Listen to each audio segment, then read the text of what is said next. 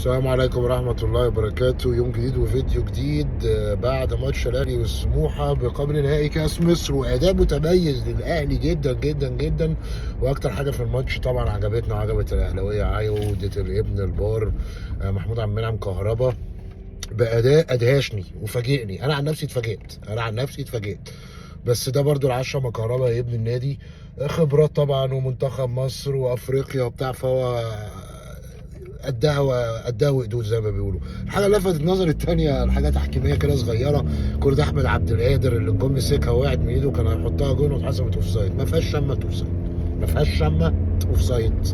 كان واقف يستسلل، الكوره ما جاتلوش، جات للحارس بتاع سموحه، مسكها وقعت من ايده، حط في الجون اوف سايد ازاي؟ هي راجعه له مثلا من لاعب معاه في الفريق.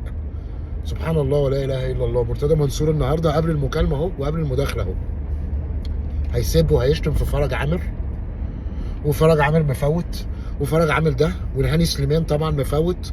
واساسي بقى ايه القائمه بتاعته بقى اللي لازم تتشتم، ما بتسلمش من لسانه: الخطيب، شوبير، العتال، عباس. وهو ده اللي مضيع نادي الزمالك.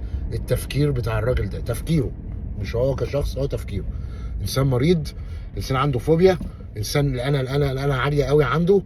وهتشوفوا الفضائح ماتش الزمالك والاهلي الجاي في الدوري مش مبشر لخير، لان الاهلي مستواه فوق فوق فوق والزمالك تحت تحت تحت. ولو عجبك الفيديو، عجبك القناه، ولايك وشير كله يوصل لك كل جديد. والسلام عليكم ورحمه الله وبركاته.